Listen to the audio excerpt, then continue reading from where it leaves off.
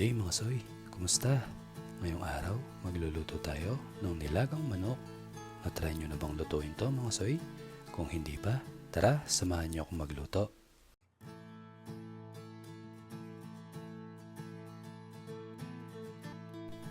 Heto nga pala ang mga ingredients na ating gagamitin.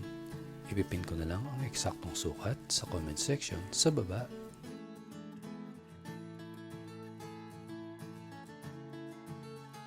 Una, sa isang cooking pot, magpapainit ako ng mantika. Igigisa ko ang sibuyas at white part ng onion leeks ng 1 minuto. Oo mga soy, ginigisa ko tong nilagang manok para mabawasan ang lansa nito. Ilalagay ko na ang 1 kilong manok. Titimplahan ko to ng 4 na kutsarang patis at 1 kutsaritang paminta. Isasangkot ko ang manok ng mga 3 minuto. After 3 minutes, tatakpan ko to at lulutuin ng mga 8 minutes o hanggang sa lumabas ang mantika nito. After 8 minutes mga soy, lumabas na ang mantika nito at maglalagay na ako ng tubig.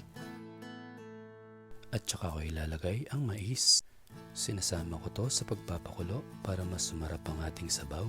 Tatakpan ko to at lulutuin ng 5 minuto.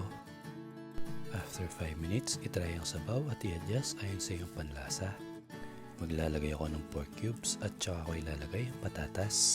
Nagkulangan ako sa sabaw kaya magdadagdag ako ng tubig. Kayo na rin ang bahala kung gaano karaming sabaw ang gusto nyo. Tatakpan ko to at lulutuin ng patatas ng 10 minuto.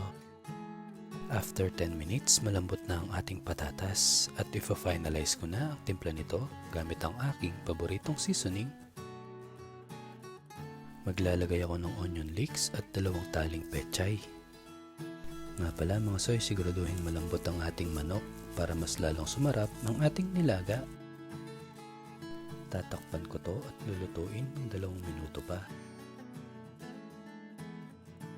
After 2 minutes na pagluluto mga soy, meron ka ng masarap at madaling nilagang manok.